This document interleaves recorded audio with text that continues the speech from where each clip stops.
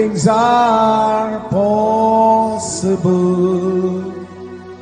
Only believe. My Lord, I believe. Yes, I believe. My Lord, I believe Amen. that all things are possible. My Lord, I believe. And we all believe. My Jesus is here. My Jesus is here. And all things are possible. My Jesus is here. My Jesus is here. Thank you, Lord. My Jesus is here. And all things are possible. My Jesus is here. ఈ సమయంలో పరిశుద్ధ గ్రంథము వైపు తిరుగుదాము. పరిశుద్ధ గ్రంథంలో నుండి ప్రకటన గ్రంథము 4వ అధ్యాయము 2-3 వచనాలు చదువుదాము. వెంటనే నేను ఆత్మవశుడనైతిని, అదిగో పరలోకమందు ఒక సింహాసనము వేయబడి ఉండెను. సింహాసనమునందు ఒకడు ఆసీనుడై ఉండెను. ఆసీనుడైన వాడు దృష్టికి సూర్యకాంత పద్మరాగములను పోలినవాడు, మరకతము వలె ప్రకాశించు వర్షపు ధనస్సు సింహాసనమును ఆవరించి ఉండెను. చాలండి, ప్రార్థన చేద్దాం. స్తోత్రములు ప్రభువా, మహిమగల రాజా, మీకే స్తుతులు స్తోత్రములు చెల్లించుకొనుచున్నాము. అయ్యా, ఇక్కడ నీ వాక్య భాగం చదవబడి ఉన్నది ప్రభువా. నీ వాక్యం అనే రొట్టెను విరచి ప్రభువా నీ ప్రియబిడ్డలైన మా అందరికి ఇవ్వండి ప్రభువా. ఎందుకంటే వాక్యము ద్వారాగే ఒక వ్యక్తి బ్రతుకుతాడు ప్రభువా. ఆ వాక్యము కొరకు మేము ఆశ కలిగి వచ్చి ఉండగా ప్రభువా నీ కృప మాకు తోడుగా ఉంచమని అడుగుచున్నాము. కొద్ది నిమిషాలు మీరే మాతో మాట్లాడమని అడుగుచున్నాము. ఇక్కడ ఉన్న ప్రతి వ్యక్తికి గ్రహింపునివ్వమని అడుగుచున్నాము. నీ సన్నిధి ఇక్కడ ప్రసన్నతను ఇక్కడ కుమ్మరించమని అడుగుచున్నాము. ఆత్మీయ వాతావరణము కలగజేయమని అడుగుచున్నాము. కనబడని చీకటాత్మలన్నిటినీ స్థలము నుండి గద్దించండి ప్రభువా. మీరే నీ ఆత్మ ద్వారాగా ఇక్కడ ప్రతి వ్యక్తితో మాట్లాడి మహిమ ఘనత ప్రభావాలు మీరే పొందుకోమని నజరేయుడైన యేసుక్రీస్తు నామములో ప్రార్థన చేసి అడిగి వేడుకొనుచున్నాము. ఆమేన్. కూర్చున్నాం.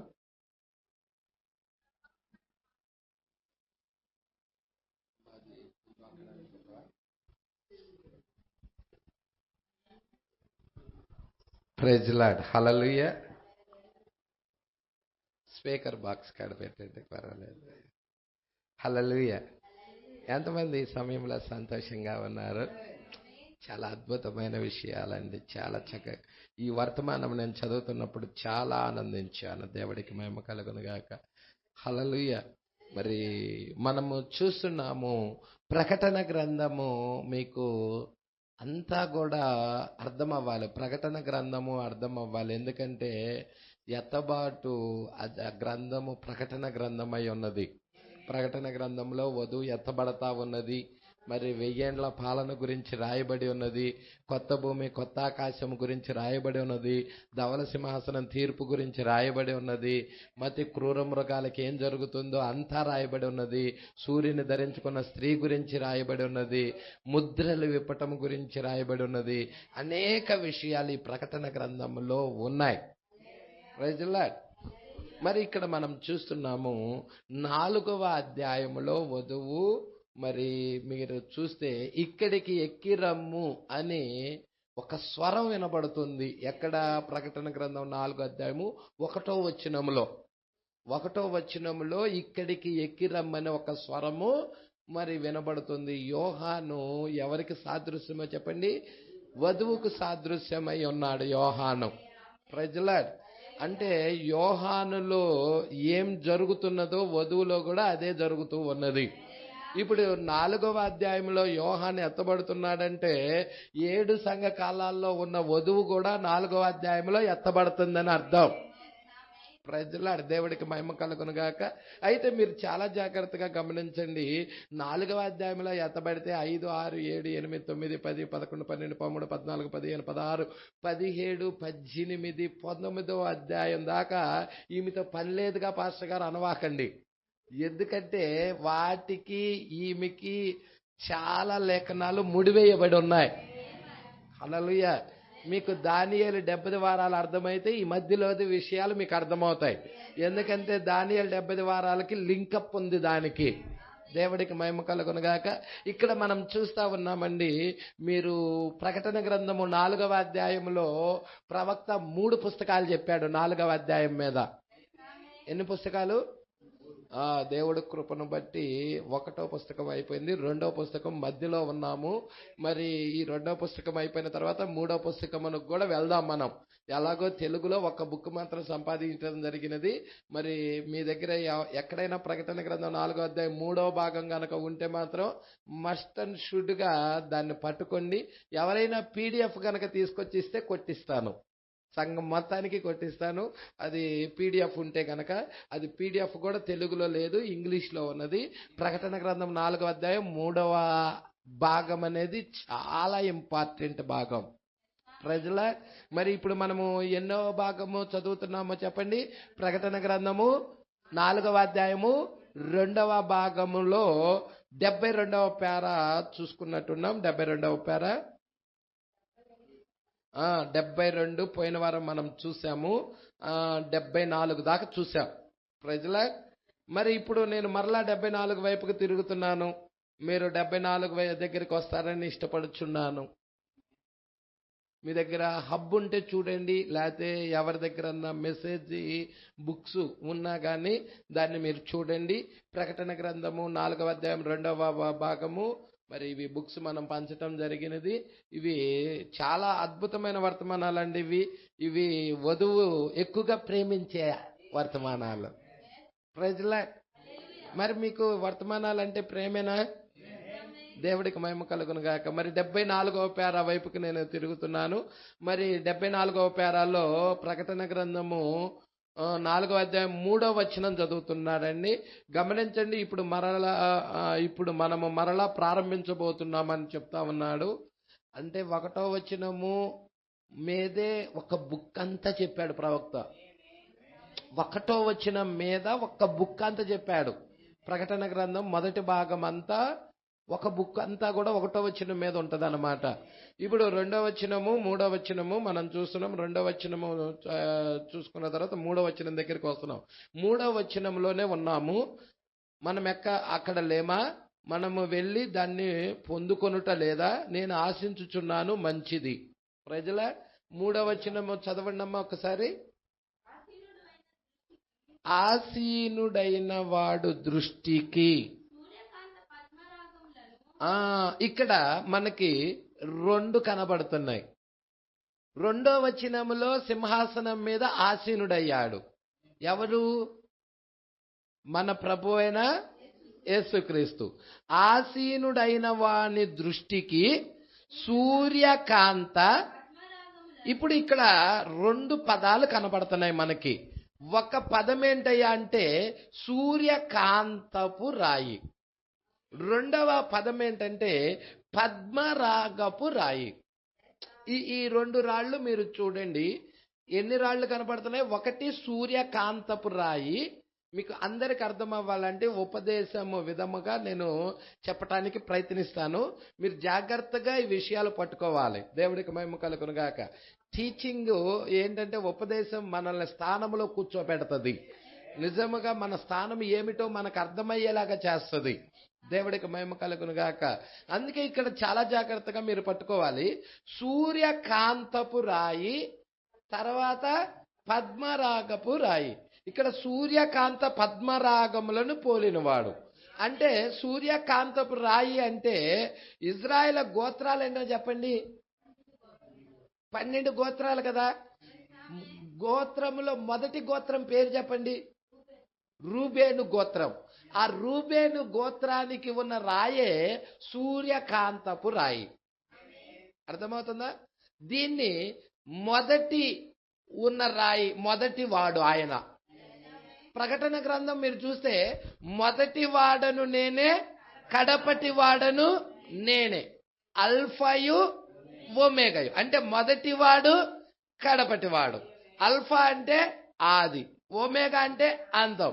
ఆది ఆయనే, అంతము కూడా ఆయనే. ఇప్పుడు మీరు చూడండి, సూర్యకాంతపు రాయి ఆయనే, పద్మరాగపు రాయి కూడా ఆయన అయి ఉన్నాడు. సూర్యకాంతం అంటే మొదటి గోత్రం, పద్మరాగము అంటే చివరి గోత్రం, అదే బెన్యామీను గోత్రం. 12వ గోత్రం పేరు చెప్పండి. బెన్యామీను. బెన్యామీనికి ఏ గోత్రం ఉన్నది? ఏ రాయి ఉన్నది? పద్మరాగపు రాయి. ప్రజల్లో పట్టుకుంటున్నారా? దేవుడికి మహిమ కలుగును గాక. హల్లెలూయా. అంటే మొదటివాడు ఆయనే, కడపటివాడు ఆయనే. అంటే ఇక్కడ ఏం చూస్తా ఉన్నాడు యోహాను? ఆయన సూర్యకాంతపు పద్మరాగమును పోలినవాడు. అంటే ఆయన సూర్యకాంతపు రాయిని చూస్తున్నాడు, అంటే మొదటివాడు ఆయన చూస్తున్నాడు. అంటే ఈ 12 గోత్రాలకు కూడా ప్రాధాన్యత వహిస్తా ఉన్నాడు. ఇంకొంచెం ముందుకు చూద్దాము. మరియు అక్కడ ఒక వర్షపు ధనుసు ఉన్నది. ఇప్పుడు ఈ వర్షపు ధనుసు యొక్క ప్రాముఖ్యత ఏంటి? ఇక్కడే మనమున్నాం. మనమున్నామా పాస్ గారు? అవును, మనమే ఉన్నాము. ఈ వర్షపు ధనస్సు ఎవరికి సాదృశ్యముగా ఉన్నదయ్యా అంటే, ఎవరికి ప్రాతినిధ్యం వహిస్తుందయ్యా అంటే, 7 సంఘ కాలాల్లో ఉన్న గొర్రె పిల్ల యొక్క భార్యకి ప్రాతినిధ్యం వహిస్తుంది. గొర్రె పిల్ల భార్య మనమేనా? అన్యజనుల్లో ఉన్న వధువేనా?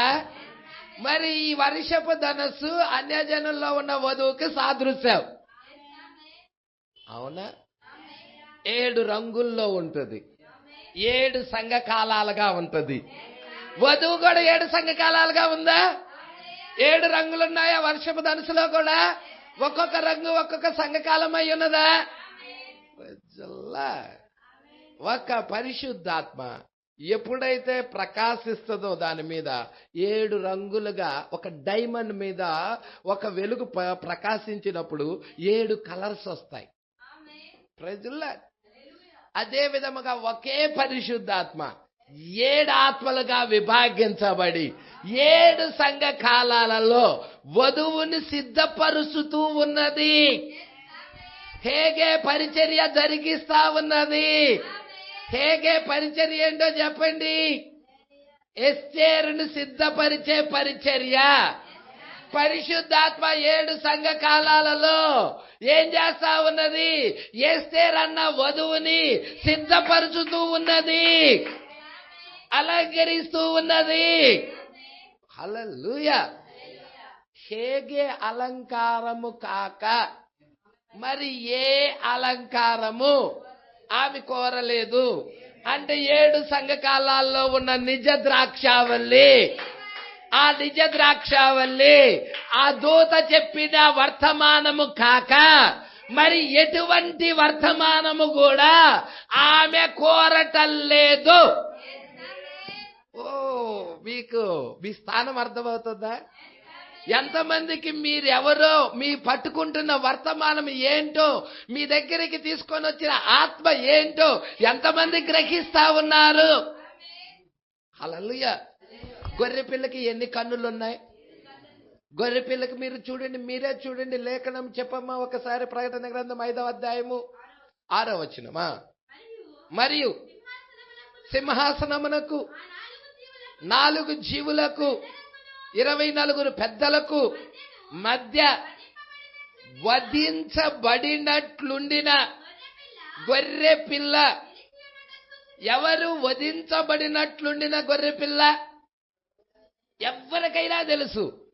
అది ఎవరో కాదు, మన ప్రభువైన యేసుక్రీస్తు అని దృఢ నిశ్చయతతో చెప్తారు ఎవరైనా. అవునా? ఆయన వధించబడినట్లుండిన గొర్రె పిల్ల. ఓకే, సంగమా పట్టుకుంటున్నారా? ఇంకొంచెం ముందు చదవమ్మా.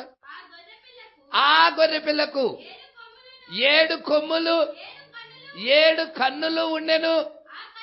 ఆ కన్నులు భూమి అందంతటికి పంపబడిన. Praise the lord. చప్పట్లు కొట్టి దేవుడిని భయపరచండి.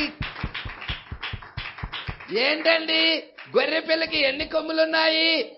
7 కొమ్ములంటే 7 సంఘకాలాలై ఉన్నాయి. గొర్రె పిల్ల తన కొమ్ము ద్వారాగా రక్షించుకుంటా ఉన్నది. సంఘకాలాల్లో కూడా వధువు వర్తమానము ద్వారాగా, శక్తి ద్వారాగా, ఆ పవర్ ద్వారాగా రక్షించుకుంటా కాపాడబడతా ఉన్నది. అవునా కాదండి? కొమ్ము శక్తికి సాదృశ్యమై ఉన్నది. హల్లెలూయా. మీరు ఈ విషయాలు జాగ్రత్తగా పట్టుకోవాలి. ఆ గొర్రె పిల్లకి 7 కొమ్ములున్నాయి, 7 కన్నులున్నాయి. ఆ 7 కన్నులు ఏయో కాదు, 7 ఆత్మలై ఉన్నాయి. 7 సంఘకాలాల్లో ఉన్న 7 ఆత్మలై ఉన్నాయి. 7 సంఘకాలాల్లో 7 ఆత్మలు పంపించబడ్డాయి వధువుని సిద్ధపరచటానికి.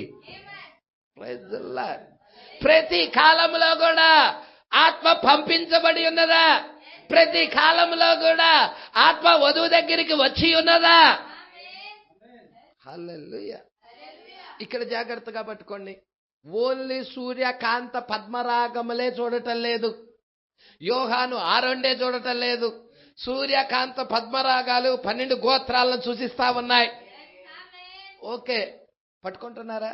సూర్యకాంతపు రాయి, పద్మరాగపు రాయి, ఇజ్రాయెల్ యొక్క 12 గోత్రం, మొదటి గోత్రం, చివరి గోత్రం, మొత్తం 12 గోత్రాలను సూచిస్తా ఉన్నాయి. అయితే అంతటితోనే ఆగిపోలేదు. కానీ యోహాను ఇంకేం చూస్తున్నాడయ్యా అంటే ఇక్కడ చెప్తా ఉన్నాడు. అమ్మ ఆసీనుడైన వాడు దృష్టికి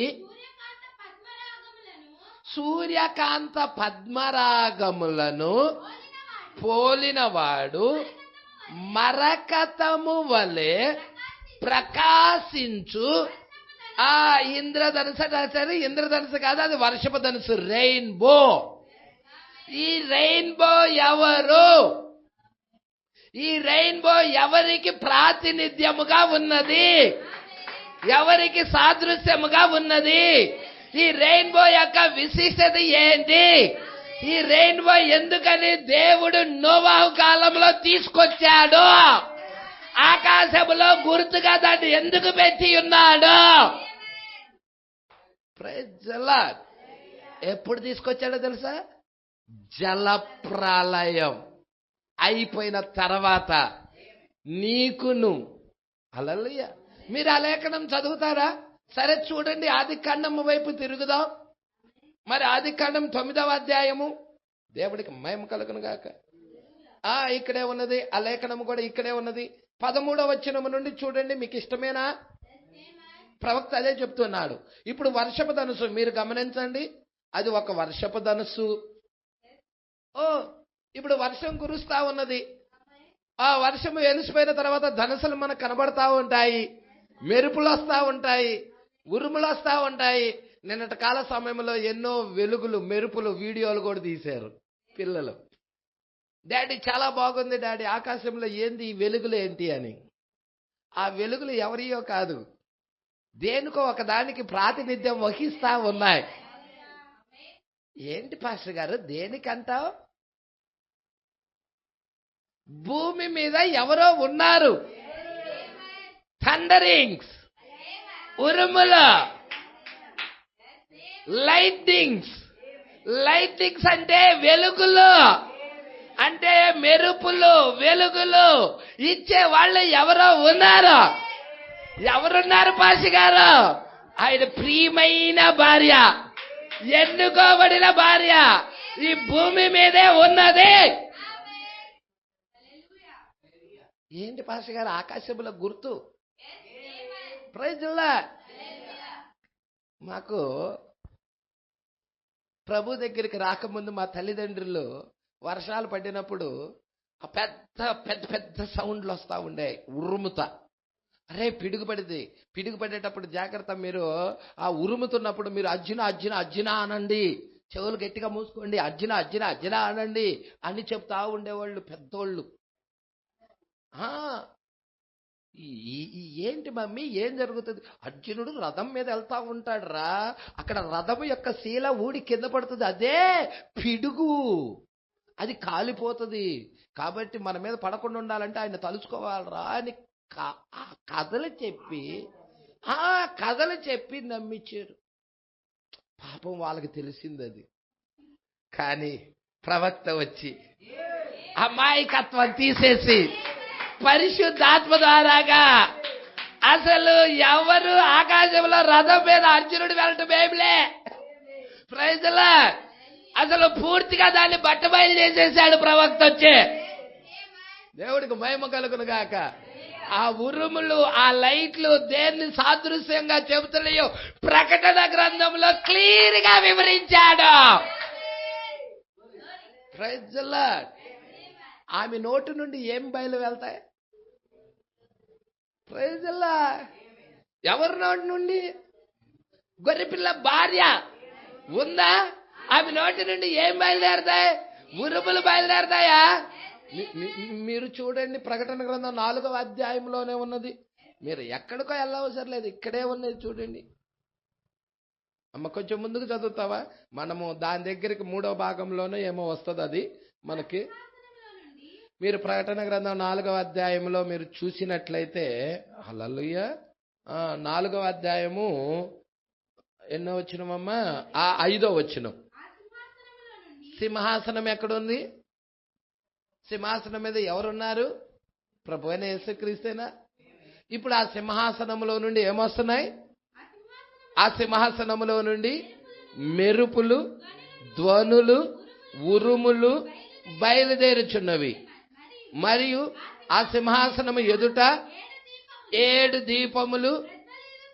అంటే ప్రజ్వలిల్లుతున్నాయి అంటే ఆరిపోయినాయా? ప్రజ్వలిల్లుతున్నాయి అంటే ఆరిపోయినాయి అని అర్థం కాదు.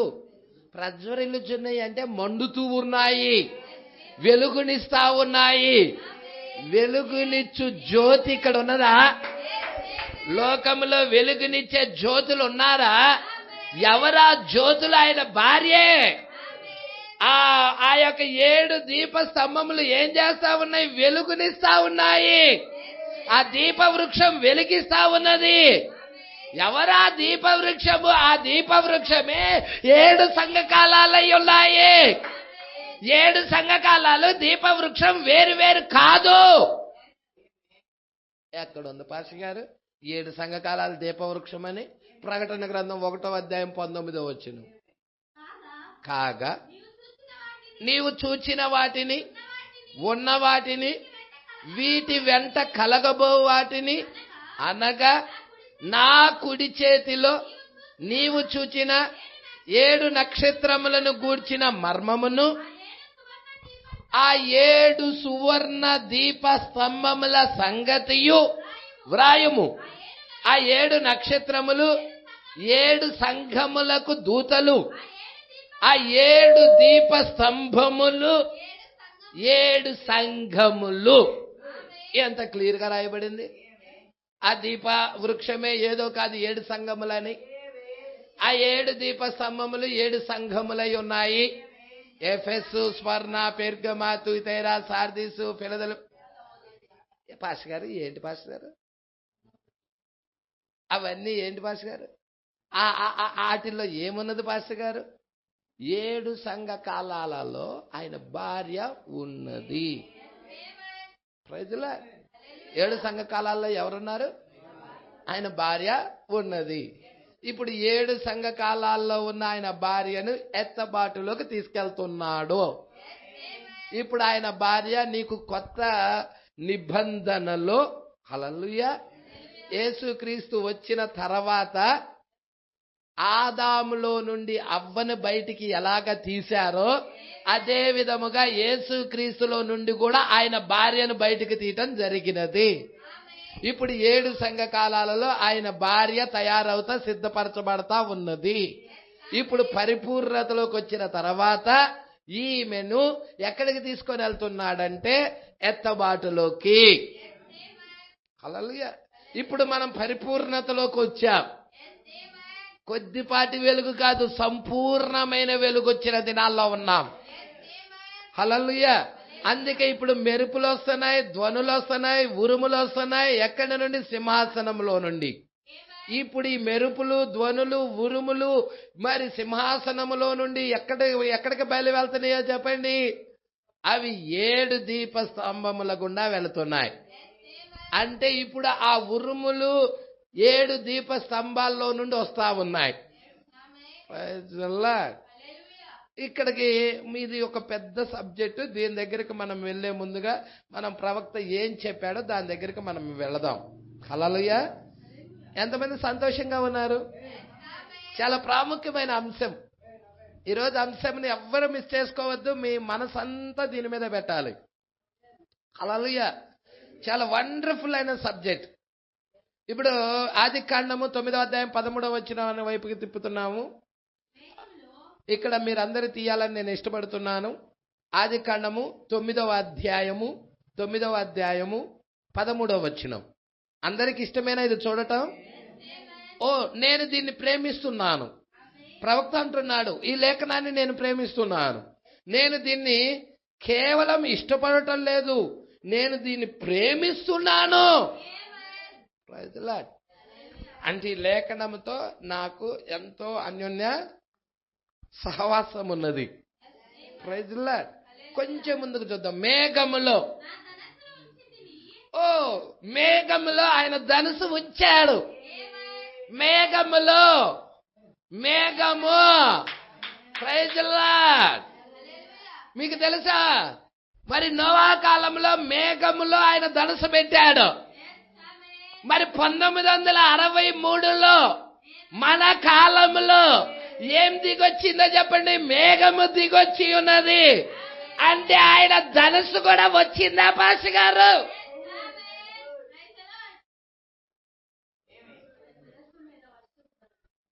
హల్లెలూయా. మీరు ప్రకటన 10 చూడాలి, చాలా ఇంపార్టెంట్. నేను ఆదికాండం 9 దగ్గరికి వెళ్తున్నాను, ప్రకటన 10 దగ్గరికి వస్తున్నాను. మీరు ఆదికాండం 9, 13 ఒక పక్క పట్టుకొని ఉండండి, ఇంకొక చేతిలో ప్రకటన గ్రంథం తీయండి. మీరు ఆదికాండం అనేది ఇత్తనం పుస్తకం, ప్రకటన గ్రంథం అనేది కోత పుస్తకం. అవునా? విత్తనము వేస్తేనే కదా కోతకాలంలో కనపడేది. అవునా? విత్తనం వేయకుండా కోతకాలంలో ఎట్లా కనపడుతుంది? విత్తనం ఉన్నది ప్రతిది కూడా కోతకాలంలో కనపడాల్సిందే. సంగమా నమ్ముచున్నారా? ఇప్పుడు మనము విత్తనము పుస్తకమైన ఆదికాండం ఒక చేతిలో పట్టుకున్నాం, కోత పుస్తకమైన ప్రకటన గ్రంథం ఒక చేతిలో పట్టుకున్నాం. అవునా? మరి ఇది అంత్యకాలమేనా? ఇది కోతకాలమేనా? ఇది చివరి కాలమేనా? మరి ఈ కాలము గురించి ప్రవక్త లేఖనం ఏం చెప్పాడో చూద్దాం. హల్లెలూయా. అన్యజనుల కాలం యొక్క అంతంలో ఏం జరగనయ్యున్నది చెప్పాడో చూద్దాం. ప్రకటన 10:1. బలిష్ఠుడైన వేరొక దూత పరలోకము నుండి దిగి వచ్చుట చూచి తిని, ఆయన మేఘము ధరించుకొని ఉండెను, ఆయన శిరస్సు మీద. అంటే బలిష్ఠుడైన దూత పరలోకము నుండి భూమి మీదకి వస్తున్నాడు. ఆయన ఏం ధరించుకొని ఉన్నాడు? మేఘం. హల్లెలూయా. మేఘము ధరించుకొని ఉన్నాడు. ఇంకేమున్నది? మేఘములో ఏముంచాడు? ఆయన ధనస్సు ఉంచాడు, వర్షపు ధనస్సు ఉంచాడు. అంటే వర్షపు ధనస్సు అంటే 7 సంఘకాలాలు ఉన్నాయి. 7 సంఘకాలాల్లో ఉన్న 7 దూతలు ఆ మేఘములో వచ్చారా రాలేదా? 7 దూతలు వచ్చారా? ప్రవక్త ఏమన్నాడు? ఆ మేఘం అనేది నీటి బిందువుల ద్వారా ఏర్పడలేదు, ర్యాకెట్ పొగలాగా ఏర్పడలేదు. మరి ఆ మేఘం ఎలా ఏర్పడినది? ప్రవక్త వర్తమానంలో చెప్తా ఉన్నాడు. ఆ మేఘం అనేది 7 దూతల సముదాయం ద్వారాగా ఏర్పడి ఉన్నది. 7 దూతలు ఆ మేఘాన్ని ఏర్పాటు చేశారు. 7 దూతల సముదాయమై ఉన్నది.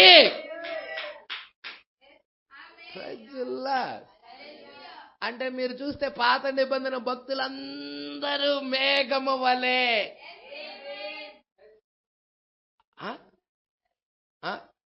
సరే, మీకు ఒక్కొక్క లేఖన చూపిస్తా. హెబ్రీలకు రాసిన పత్రిక 12వ అధ్యాయం 1వ వచనం మీరు చూడండి.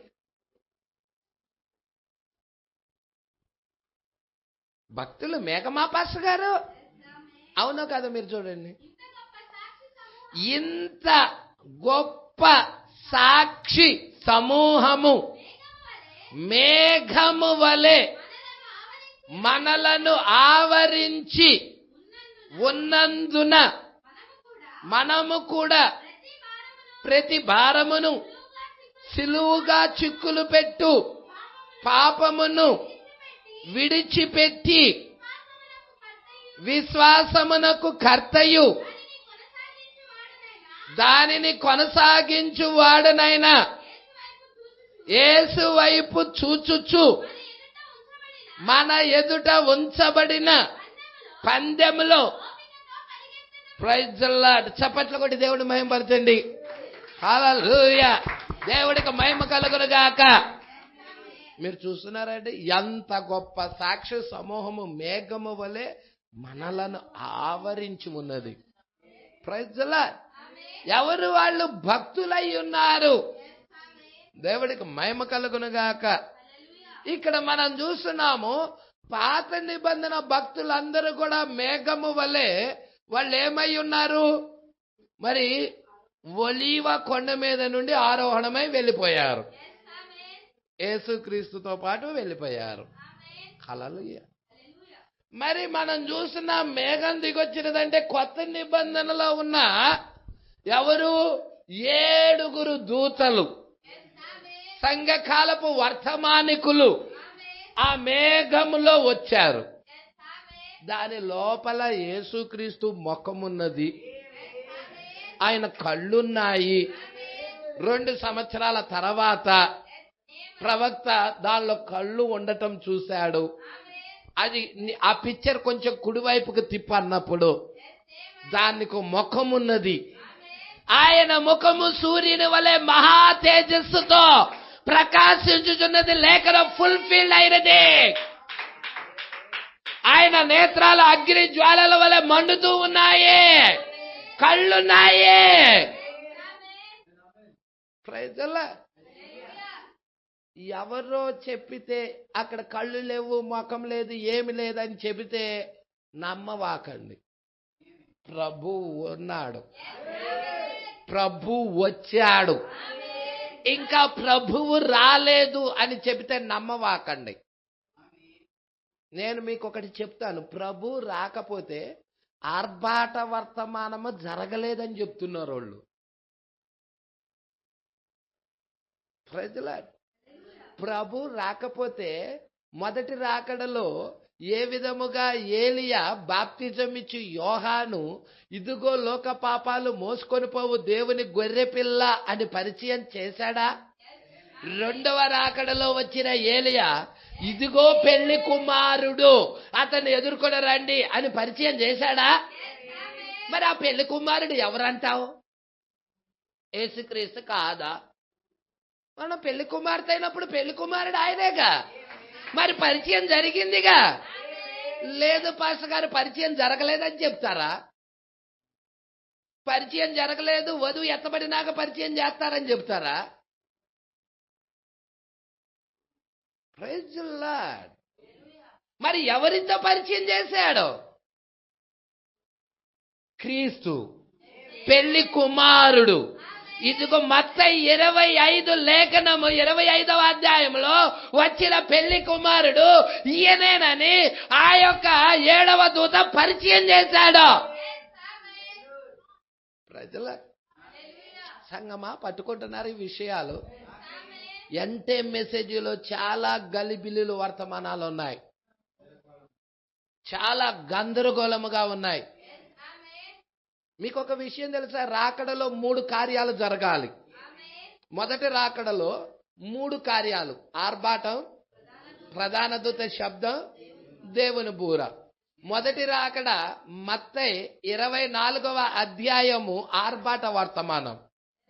ఎంతమందికి తెలుసు? 24వ అధ్యాయము ఆర్భాట వర్తమానమా పాస్టర్ గారు? 7 ముద్రలు విప్పిన అధ్యాయం ఆర్భాట వర్తమానం. ప్రకటన గ్రంథం 10వ అధ్యాయంలో ఆర్భాటముతో ప్రభు దూత దిగొచ్చాడు. ఆర్భాట వర్తమానమై ఉన్నది. 7 ముద్రలు విప్పాడు. అది ఆర్భాట వర్తమానమేనా? దెస్సలోనిలకు రాసిన పత్రిక 4వ అధ్యాయములో, సహోదరులారా, నిరీక్షణ లేని ఇతరుల వలె మీరు దుఃఖపడకుండా ఉండు నిమిత్తము నిద్రించుచున్న వారిని గూర్చి మీకు తెలియకుండా మాకిష్టము లేదు.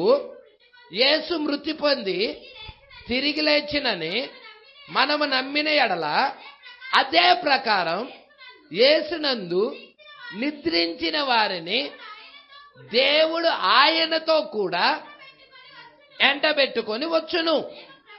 మేము ప్రభు మాటను బట్టి మీతో చెప్పునది ఏమనగా, ప్రభు రాకడ వరకు సజీవులుగా నిలిచియుండు మనము నిద్రించిన వారి కంటే ముందుగా ఆయన సన్నిధికి చేరము. మొదటి కార్యము, రెండవ రాకడ యొక్క మొదటి కార్యము ఆర్భాటము. పట్టుకుంటున్నారా? ఆర్భాటముతోను ప్రధాన దూత, రెండవ కార్యము ప్రధాన దూత శబ్దము. మూడవ కార్యము దేవుని బూర. పరలోకము నుండి ఈ 3 కార్యాలు ఎవరు చేయాలి? ప్రభువే చేయాలి. ఇవన్నీ మధ్యాకాశంలో ఉండి రెప్పపాట్లో చేస్తాడా? ఇవన్నీ రెప్పపాట్లో జరిగే కార్యాలా? మొదటి రాకడలో అట్టాగే రెప్పపాట్లో చేశాడా?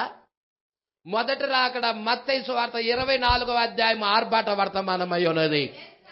27వ అధ్యాయం ఏంటో తెలుసా?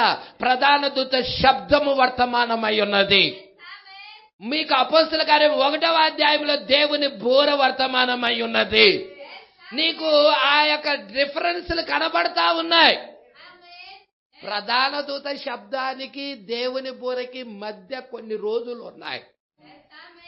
ఆర్భాటానికి ప్రధాన దూత శబ్దానికి మధ్య కూడా కొన్ని రోజులు ఉన్నాయి. ప్రజల 19 అదంతా రెప్పబాటులో ఏమి జరగల. 1963లో ఆర్భాటము జరిగినది.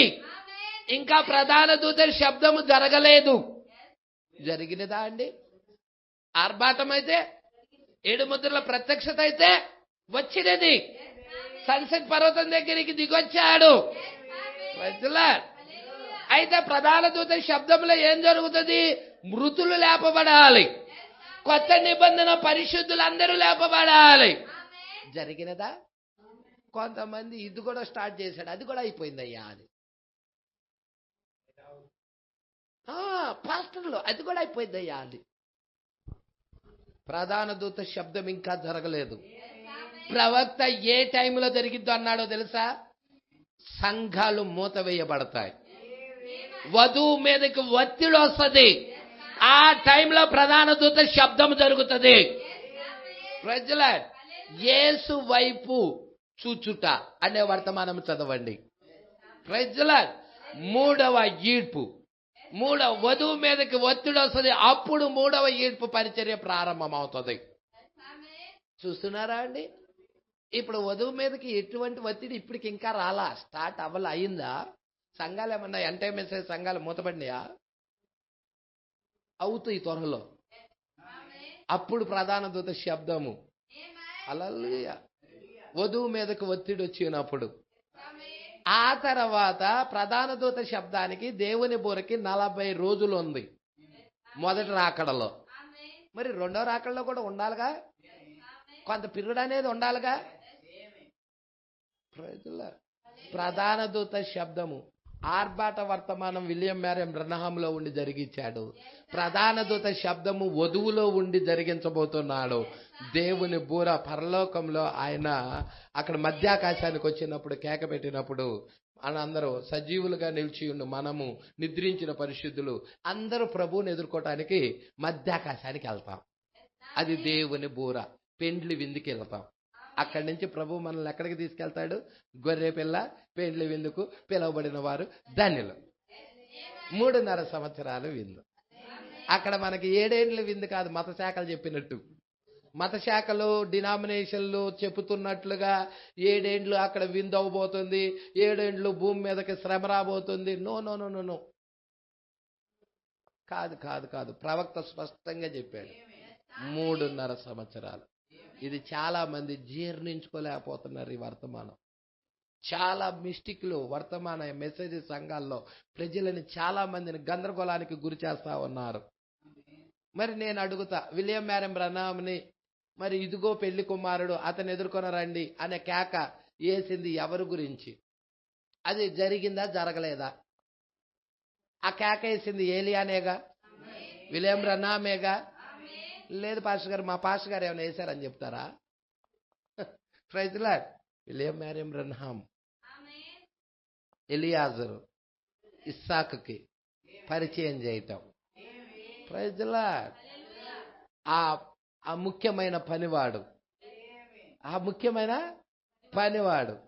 రూతుని బోయాజ్కి పరిచయం చేయటం. హల్లెలూయా. మీరు చూడండి, ఆ యొక్క బైబిల్ అంతా ఉంది. దేవుడికి మహిమ కలుగునుగాక. ఈరోజు చాలా మంది ఏమనుకుంటున్నారంటే లాస్ట్లో వెళ్ళేదే 2వ రాకడా అనుకుంటున్నారు. మిగతా అదంతా కాదంటున్నారు. చాలా మంది అలాగే అనుకుంటున్నారు. కానీ స్టార్ట్ అయిపోయింది.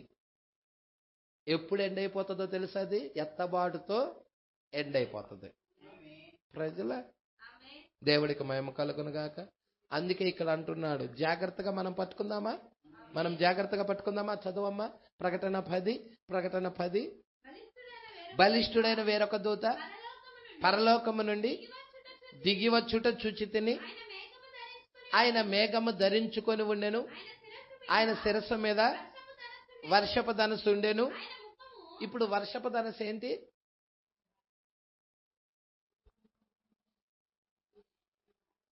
ఇది చాలా ఇంపార్టెంట్ అయిన సబ్జెక్ట్. మీరందరూ ఇక్కడ 74వ పేరా వైపు తిరగాలని ప్రభు పేరట కోరుచున్నాను. 74వ పేరా ఇక్కడ ఏమంటున్నాడో చూడండి. మేఘములో నా వర్షపు ధనస్సును ఉంచి తిని. ఏముంచాడు? మేఘములో నా ధనస్సును ఉంచి తిని. ఇంకేమంటున్నాడు? మరియు నిబంధనకు గురుతు అది. ప్రజల అంటే మేఘములో ఉంచిన ధనస్సు నిబంధనకు గురుతా పాస్టర్ గారు? అంటే ప్రకటన 10లో దిగొచ్చిన ఈ మేఘము, ఈ వర్షపు ధనస్సు ఉన్నది అంటే ఇది నిబంధనకి గురుతా పాస్టర్ గారు? ఇది నిబంధనకు గురుతు. ప్రజల సంగమా మీరు పట్టుకోవాలి, ఈ విషయాలు జాగ్రత్తగా పట్టుకోవాలి. నిబంధనకు గురుతు. ఎవరు చేశారు నిబంధన? దేవుడే నిబంధన చేశాడు. నా ధనస్సును, వర్షపు ధనస్సును, ఆ మేఘ ధనస్సును ఎక్కడ ఉంచుతున్నాడు? మేఘములు అడ్డు పెడుతున్నాడు 7 రంగులతో. రెయిన్బో అది గురుతు.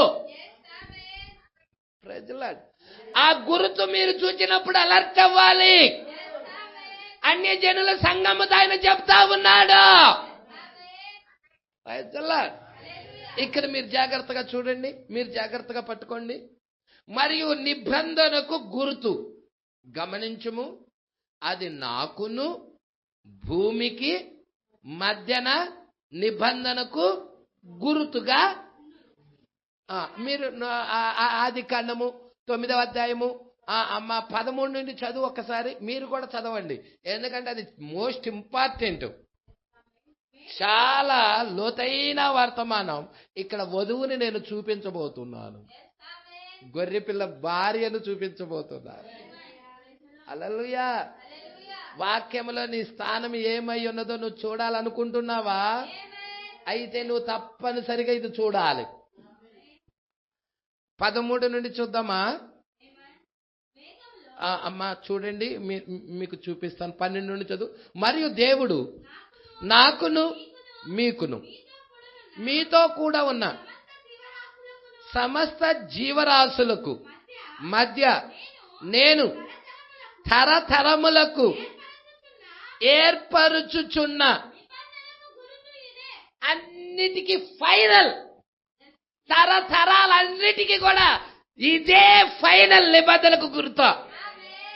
ఈ నిబంధనకి గుర్తు అన్ని జనులకి కూడా, ఈ నిబంధనలకి గుర్తు యూదులకి కూడా, ఈ నిబంధనకి గుర్తు భూమికి కూడా, భూమి మీద ఉన్న జీవరాశులన్నిటికీ కూడా. ఏం పాస్టర్ గారు, ఈ నిబంధనకు గుర్తు అన్నిటికా? ఈ నిబంధనకి గుర్తు వచ్చే ముందు భూమి మీద ఎవరో ఒక ప్రవక్త ఉండాలి. Praise the lord. ఆ ప్రవక్త వర్తమానం ఏంటయ్యా అంటే ఆదికాండం 3వ అధ్యాయంలో ఆదాము అవ్వలు పాపం చేసినప్పుడు భూమి శపించబడినది. అవునా? ఆదికాండం 3వ అధ్యాయంలో ఆదాము అవ్వలు ఆ మంచి చెడ్డల తెలివినిచ్చి వృక్షఫలం తిన్నప్పుడు పాపం జరిగిన తర్వాత వాళ్ళు దిగంబరులని తెలుసుకున్నారు, చెట్టు చాటుకెళ్ళి దొరుకున్నారు, అంజూరు పాకులు కుట్టుకున్నారు, తమ కచ్చడాలుగా చేసుకున్నారు. అయితే ఆ దిగంబరత్వాన్ని ఆకులు కప్పలేకపోయాయి. దేవుడు వారి కొరకు ఏం చేశాడండి? హల్లెలూయా. ఒక గొర్రె పిల్లని చంపి వాళ్ళకి చర్మపు చొక్కాలు కుట్టించాడు. అక్కడ ఆదాము అవ్వల నిమిత్తం ఏమంటున్నాడంటే, ఆదామా నీ నిమిత్తము భూమి శపించబడి ఉన్నది. ఆ మాట అన్నాడా? అనలేదండి. ఇప్పుడు ఆ భూమి శపించబడటం ద్వారాగా ముళ్ళ తుప్పలు, గచ్చ పొదలు అన్ని వచ్చినాయా? ఇప్పుడు ఈ నిబంధన దూత వచ్చే ముందుగా ఒక ప్రవక్త భూమి మీద ఉంటాడు. ఆ ప్రవక్త టైంలో ఏం జరుగుతుందయ్యా అంటే తిరిగి మరలా భూమి మీద ఉన్న శాపము తీసివేయబడుతుంది. ఏంటి పాస్టర్ గారు, ప్రకటన 10 జరిగే ముందు ప్రవక్త భూమి మీద ఉన్నాడా? ఎస్. ఆ ప్రవక్త పేరు చెప్తారా? విలియం మెరన్ బ్రన్హామ్ అయి ఉన్నాడు. మన ప్రవక్త మనకు తెలియకపోతే వాళ్ళ కాల ప్రవక్త మనకు తెలియాలా వద్దా? ఆ ప్రవక్త యొక్క వర్తమానం ఏమిటో తెలుసా? శాపము, భూమి మీద ఉన్న శాపము తీసేసే వర్తమానం. హల్లెలూయా. అదేనా మలాకీ గ్రంథం 4వ అధ్యాయము? భూమి ఏలియా భయంకరమైన యెహోవా నియమించిన భయంకరమైన మహాదినము రాకమునుపు నేను ప్రవక్త యొక్క ఏలియాను మీ యొద్దకు పంపుదును. నేను వచ్చి భూమిని శపించకుండానట్లు అతడు ఇంకొక విధంగా చెప్పాలంటే ఇలా చెప్పచ్చా? భూమి యొక్క శాపము తీసేయటానికి. హల్లెలూయా. తండ్రుల హృదయం పిల్లల తట్టుకు, పిల్లల హృదయం తండ్రుల తట్టుకు త్రిప్పులో ఈ యొక్క భూమి ఎవరి కొరకు ఎదురు చూస్తా ఉన్నది? అయ్యో, మీకు ఆ లేఖనం చూపించేదా? రోమీలకు రాసిన పత్రిక 8వ అధ్యాయము. భూమి కూడా ఎదురు చూస్తుంది పాస్టర్ గారు. ఎవరి కొరకు ఎదురు చూస్తుందో చూడండి. భూమి ఎవరి కొరకు ఎదురు చూస్తుంది? 8వ అధ్యాయం తీసారా? 18వ వచనం. ఎంత చదవాలండి, జాగ్రత్తగా పట్టుకోవాలి. వాక్యము కనుక మీకు అర్థం కాకపోతే ప్రార్థించండి. ప్రభువా, ఈ వాక్యం గురించిన బయలుపాటు ఏమై ఉన్నది దయచేసి నాకు తెరువు ప్రభువా అని ప్రార్థించండి. Praise the lord. దేవుడు బయలుపరచండి ఈ విషయాలు ఎవరికీ తెలియవు. జ్ఞానం ద్వారా పొందుకోవాలనుకుంటే ఇంపాసిబుల్. చదువు ద్వారా ఈ విషయాలు జ్వరబడలేవు, జ్ఞానం ద్వారా జ్వరబడలేవు. దేవుడే కృప చూపి విషయాలు తెలియజెప్పాలి. హల్లెలూయా. ఇక్కడ 8వ అధ్యాయము 18వ వచనం చూడండి. రోమీలకు రాసిన పత్రిక, మన ఎడల ప్రత్యక్షము కాబోవు మహిమ ఎదుట ఇప్పటి కాలపు శ్రమలు ఎన్నదగినవి కావు.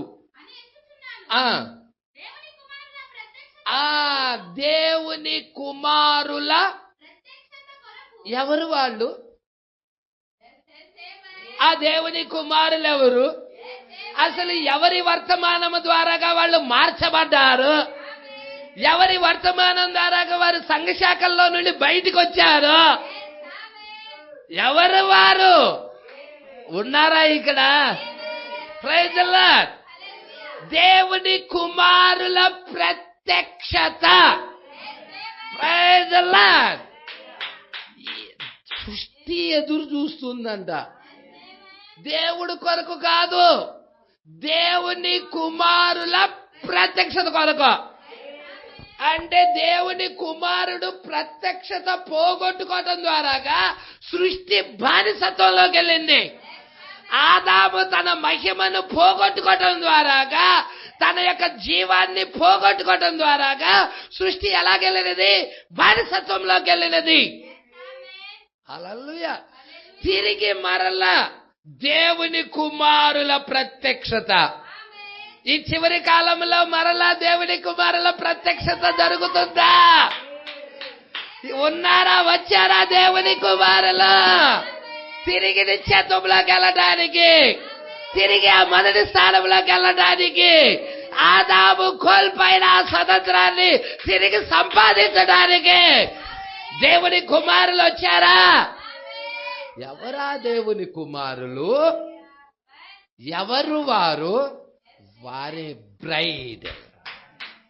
7వ దూత ద్వారాగా, విలియం మ్యారియన్ బ్రనాం గారి ద్వారాగా మార్పు చెందిన వారు. మీకు తెలుసా మనం దేవుని కుమారులని? దాసులు దాసురాండ్రులు కాదు, కుమారులు కుమార్తెలు. అన్యజనుల్లో ఉన్న వధువు కుమారులు కుమార్తెలు. అంటే దేవుని కుమారుల యొక్క ప్రత్యక్షత కొరకు, ఆ నిత్య జీవం పొందుకోవటం సృష్టి గనక చూచిందనుకో. హల్లెలూయా. ఏమంటున్నాడమ్మా? దేవుని కుమారుల ప్రత్యక్షత కొరకు సృష్టి మిగుల ఆశతో తేరి చూచుచున్నది, కనిపెట్టుచున్నది. ఏలయనగా సృష్టి నాశనమునకు లోనైన దాస్యములో నుండి, అంటే ఇప్పుడు ఇది కూడా విడిపించబడాలి. సృష్టి కూడా గురుతు. ఈ యొక్క వర్షపు ధనస్సు, ఈ వర్షపు ధనస్సు ఎవరు? 7 సంఘకాలాల్లో ఉన్న బ్రైడ్, వధువై ఉన్నది. దేవుని కుమారులు, దేవుని కుమార్తెలై ఉన్నారు. వారు ఆ ప్రత్యక్షత పొందుకోవటము. Praise the lord. ఎప్పుడైతే ఆ గుర్తు చూస్తున్నావో, ప్రైజ్ ది లార్డ్, సృష్టి కూడా విడుదల. ఈ వర్తమానం నమ్మినాడికి విడుదల. నువ్వు నమ్ముతున్నావా? విడుదల. నువ్వు అంగీకరిస్తున్నావా? విడుదల. హల్లెలూయా. అంగీకరించటం లేదా? నోవాహు దినాలలో జల ప్రళయం వచ్చి వారిని ఏ విధముగా తుడిచిపెట్టినదో అలాగే అగ్ని ద్వారాగా నిశ్చయముగా కాల్చబడతాం ఖాయం. రాసుకో బైబిల్లో. వారు కొయ్యి కాలువలే ఉంటారు. వారిలో ఒకరికి వేరైన చిగురైన లేకుండా అందరినీ కాల్చి వేస్తదని మలాకి ప్రవక్త ద్వారా చెప్పాడు. విర్రవీగుతున్నావేమో, గర్విస్తున్నావేమో, ఒక్కసారి చూడు. ఇక్కడే అంటున్నాడు. అమ్మ 76వ పేరా చూడు ఒక్కసారి. నేను ఆడకి వస్తాను. ఈ బుక్ లో ఇప్పుడు ఆయన కోపాగ్ని కలిగి వస్తున్నట్లయితే ఎవరండి? 63లో వచ్చింది ఎవరు? ఎలా వస్తున్నాడు? గొర్రె పిల్లగా కాదు, సింహము అంటే కోపాగ్ని కలిగి వస్తున్నాడు. క్లియర్గా రాశాడు. ఇప్పుడు ఆయన కోపాగ్ని కలిగి వస్తున్నట్లయితే నీవేమనుకుంటున్నావు? సరిగా ఉండుము పాపి అయిన స్నేహితుడా, కనిపెట్టుము మరియు చూచుటకై ఎదురు చూడుము, ఆయన మరలా వచ్చుచున్నాడు. నీవు దాన్ని నమ్ముచున్నావా? ఆయన మరలా వస్తున్నాడు. 63లో వచ్చిన ఆయన మరలా వస్తున్నాడు మధ్యాకాశానికి. హల్లెలూయా. మరలా వస్తున్నాడు. నేను దీనిని ప్రేమిస్తున్నాను, నీవు అలాగా ప్రేమించుటలేదా? ఓ ఆయన శత్రువులలో నీవు ఒకనిగా ఉండాలి అనుకుంటున్నావా? వర్తమానం రిజెక్ట్ చేసిన గుంపులో ఒకటిగా ఉండాలి అనుకుంటున్నావా? నేను అలాగ ఉండాలని అనుకోవటం లేదు. మరి నీవు లేదు అయ్యా, ఒక శత్రువుగా లేక ఆయనకు ఒక శత్రువుగా ఆయనతో మంచిగా ఉండటమే ఉత్తమమైనది. ఆయనకి వ్యతిరేకంగా ఉండటం ఉత్తమమైనది కాదు. ఆయనతో మచ్చ లేకుండా ఉండుము, కనిపెట్టుము మరియు చూచుటకై ఎదురు చూడుము. ఆయన చూచుటకు గొప్ప దృశ్యం. ఆయన మరలా వచ్చుచున్నాడు. ఇప్పుడు ఒక నిబంధన, ఒక గుర్తు ఏంటి? ఒక గుర్తేంటి? ఒక బలి అర్పణ అంగీకరించటమే. ఇక్కడ నోవాహు దినాల్లో బలి అర్పణ ఉన్నదా? అంగీకరించాడా దేవుడు? మరి ఈ కాలంలో కూడా బలి అర్పణ ఉన్నదా? ఆ వధించబడిన గొర్రె పిల్ల, ఆ రక్తము కారుచున్న గొర్రె పిల్ల బలి అర్పణగా, మరి ఆయన బలి అర్పణను అక్కడ నోవాహు ఇచ్చాడు. పవిత్ర జంతువులలో, పవిత్ర పక్షులలో కొన్ని బలిగా అర్పించాడు. ఇక్కడ పక్షులను అర్పించాల్సిన అవసరం లేదు, జంతువులు తీసుకొచ్చి అర్పించాల్సిన అవసరం లేదు. ఆ బలి అర్పణే గొర్రె పిల్ల ఉన్నది. ఆ గొర్రె పిల్ల యొక్క వర్తమానము పట్టుకొని నువ్వు దేవుడికి అర్పించవలసిన వాడిగా స్తోత్ర బలులు, స్తుతి అర్పణలు, దహన బలులు నువ్వు అర్పించవలసిన వాడిగా ఉన్నావు.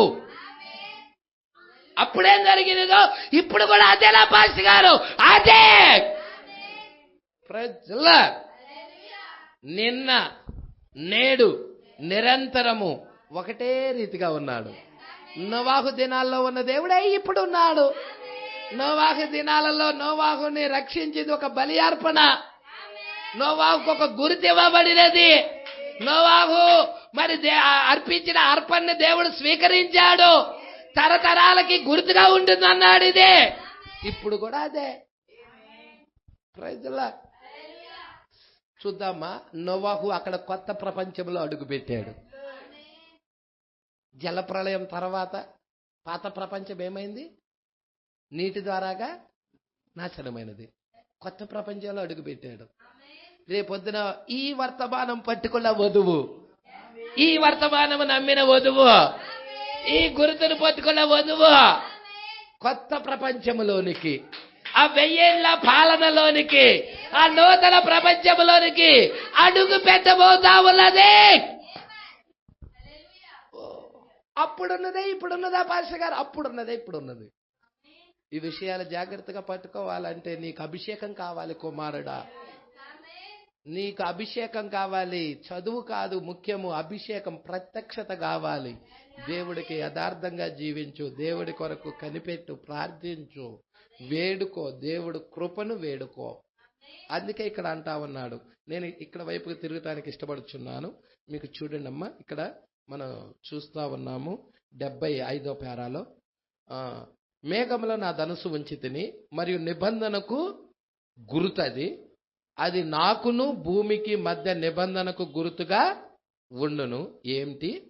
నాకు మరియు నోవాహుకు మధ్యన? అలా కాదు, లేదు. అది నాకును మరియు భూమికి మధ్య, మరియు భూమిపైకి నేను మేఘాన్ని రప్పించబోచున్నప్పుడు నా ధనుసు మేఘములో కనపడును. మరి భూమిపైకి ఆయన మేఘాన్ని రప్పించాడా? రప్పించబోతున్నాడా? రప్పించాడా? రప్పించినప్పుడు ఆయన ధనస్సు కూడా ఆ మేఘములో కనబడినదా? భూమిపైకి ఆయన మేఘాన్ని రప్పించాడా 1963లో? ఆ వర్షపు ధనస్సు కూడా దానిలో కనపడినదా? ప్రకటన 10లో మీరు చూడండి, ఉన్నదో లేదో క్లియర్ గా ఉన్నది. అందుకన్నా నేను భూమిపైకి నా మేఘమును రప్పించబోతున్నాను, భూమిపైకి నేను మేఘాన్ని రప్పించబోచున్నప్పుడు ఆ ధనస్సు మేఘములో కనబడును. అప్పుడు నేను నా నిబంధనను గుర్తు చేసుకుంటాను. ఎప్పుడయ్యా గుర్తు చేసుకునేది? మేఘములో ఆయన వచ్చినప్పుడు, మేఘంలో వర్షపు ధనస్సు గుర్తుగా ఉన్నప్పుడు, ఆ మేఘంలో ఆ ధనస్సు ఉంచినప్పుడు, ఎప్పుడైతే మీరు అది చూస్తారో నా నిబంధనను నేను గుర్తు చేసుకోబోతున్నా. అబ్రహామా, నీకు నేను నిబంధన చేశాను, ఆ నిబంధన నేను గుర్తు చేసుకోబోతున్నాను. వాగ్దాన కుమారుని ఇస్తానన్నాను, శరీర మార్పు కలగజేస్తాను. నా నిబంధన నేను అబ్రహామా నీకు గుర్తు చేస్తున్నాను. నేను గుర్తు చేసుకొని నీకు ఆ వాక్యాన్ని నెరవేర్పు చేయబోతున్నాను. ఇప్పుడు అబ్రహాము యొక్క రాజసంతానం, రాజసంతానం కాదు, రాజసంతానం. ఎవరా రాజసంతానం? అన్ని జనుల్లో ఉన్న వధువు. ఇప్పుడు ఈ రాజసంతానం దగ్గర అబ్రహాం సూచనే, అబ్రహాంకి ఇవ్వబడిన గురితే. Glory, praise lord. ఎంత అభిషేకం అండి! దేవుడికి మహిమ కలుగును గాక. అందుకంటున్నాడు, అప్పుడు నేను నా నిబంధన గుర్తు చేసుకుంటాను, నాకును మరియు నీకును మరియు నాకును మధ్య ఉన్న. ఇప్పుడు వాటి మధ్యలోనికి ఆయన తిరిగి వచ్చి ఉన్నాడు. కానీ వర్షపు ధనస్సు నిబంధన.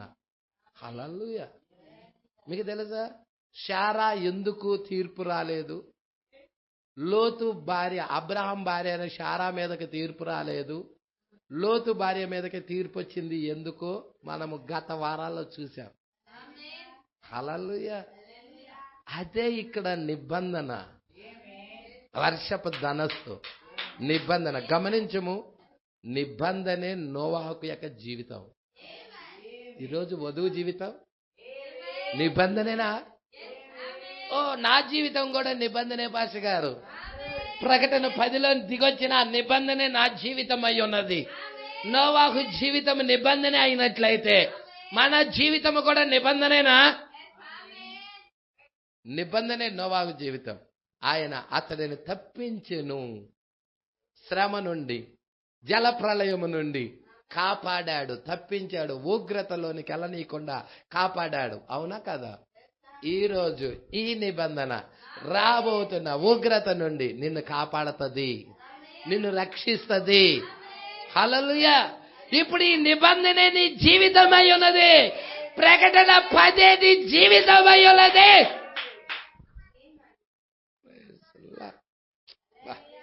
ఎంత అమూల్యమైన వర్తమానం అండి. అందుకే అంటున్నాడు, ఆయన అతన్ని తప్పించను. కానీ దేవుడు తనతో తాను చేసుకున్న నిబంధన వర్షపు ధనస్సు. అది ఏమన్నా నోవాహు ఏమన్నా అడిగాడా? లేదు. దేవుడు తనతో తాను చేసుకున్న నిబంధన. హల్లెలూయా. ఆయన జరిగించబోయే కార్యాలు ముందుగా తెలియజెప్తా ఉన్నాడు. తనతో తాను చేసుకున్న నిబంధన వర్షపు ధనస్సు. పాస్టర్ గారు, ఎవరి వర్షపు ధనస్సు ఎవరికి సాదృశ్యంగా ఉన్నాయి? ఎందుకు ఈ నా వర్షపు ధనస్సు మీద అంత ప్రేమ, అంత మక్కువ దేనికి? అవ్వ మీద ఆదాముకి ఎందుకో అంత ప్రేమ? హల్లెలూయా. రెండో ఆదాముగా వచ్చిన యేసుక్రీస్తు కూడా ఈ వధువు మీద, ఈ వర్షపు ధనస్సు మీద, ఈ 7 సంఘకాలాల్లో ఉన్న వధువు మీద కూడా ఆయనకు ప్రేమేనా? హల్లెలూయా. అందుకే తనతో తాను చేసుకున్న నిబంధన వర్షపు ధనస్సు. అది ఆయన ఇప్పుడు ఒక్క నిమిషంలో దేవునితో నోవాహు నిబంధన ఏమిటో నేను మీకు చూపిస్తాను. దేవునితో నోవాహు యొక్క నిబంధన ఏమిటో. ఈరోజు దేవునితో నోవాహు ఏ విధముగా నిబంధన చేసుకున్నాడో. నోవాహు ఎవరో చెప్పండి. నోవాహుకి ఎవరికి సాదృశ్యంగా ఉన్నాడో చెప్పండి. హల్లెలూయా. మీరు చూస్తున్నాడా కొత్త ప్రపంచంలోకి అడుగు పెట్టాడా నోవాహు? అంటే వధువు కూడా రేపు 1000 ఏళ్ల పాలనలో అడుగు పెట్టబోతా ఉన్నదా? అంటే వధువు దేవునితో ఎటువంటి నిబంధన చేసుకుంటుంది? ఇది ఇంపార్టెంట్. మీకు క్లూ ఇచ్చేస్తున్నాను, జాగ్రత్తగా పట్టుకోండి. నోవాహు దేవునితో చేసుకున్న నిబంధన ఏంటి? హల్లెలూయా. నోవాహు దేవునితో చేసుకున్న నిబంధన ఏమిటి? ఇక్కడ నోవాహు దేవుడు ఇద్దరు కనపడతా ఉన్నాడు. వధువు దేవుడు. పట్టుకుంటున్నారా? హల్లెలూయా. అందుకంటున్నాడు, ఒక్క నిమిషంలో దేవునితో నోవాహు నిబంధన ఏమిటో నేను మీకు చూపిస్తాను. కానీ అది దేవుడు తనతో తాను చేసుకున్న సొంత నిబంధన. ఆమేన్. ఒక వర్షపు ధనుసు. హల్లెలూయా. దేవుడైతే తనతో తాను చేసుకున్న ఒక సొంత నిబంధన ఉన్నది. అదేంటి అంటే వర్షపు ధనుసు. దేవుడికి మహిమ కలుగును గాక. నెక్స్ట్ వారం 75వ పేరాలో నోవాహు ఏంటండి? నోవాహు దేవునితో చేసుకున్న నిబంధన ఏమిటో మనం చూద్దాం. నెక్స్ట్ వారానికి వాయిదా. మీరు దాన్ని ప్రార్థించి ఆ నిబంధన ఏమిటో మీరు 75, 76 పేరాలు చదవండి. హల్లెలూయా. చదివి మీకు కొంత అర్థమవుతుంది, గ్రహిస్తారు. సేవకుడు వచ్చే రెవల్యూషన్ వేరు, మీకు వచ్చే రెవల్యూషన్ వేరుగా ఉంటుంది. దేవుడికి మహిమ కలుగును గాక. మీరు దాన్ని పట్టుకుంటారని నేను నమ్ముచున్నాను. ఎందుకంటే మీరు చదవండి, చదవకుండా ఏది అర్థం కాదు. మరి మీరు చదివి దాన్ని పట్టుకుంటారని నేను నమ్ముతున్నాను. దేవునితో నోవాహు యొక్క నిబంధన ఏమిటి? హల్లెలూయా. నోవాహు దేవుడితో చేసుకున్న నిబంధన ఏమిటి? ఈరోజు వధువు దేవుడితో చేస్తున్న నిబంధన ఏమిటి? ట్రాలీ చేసి నెక్స్ట్ వారం చూద్దాం. దేవుడి మాటలు దీవించి ఆశీర్వదించును గాక.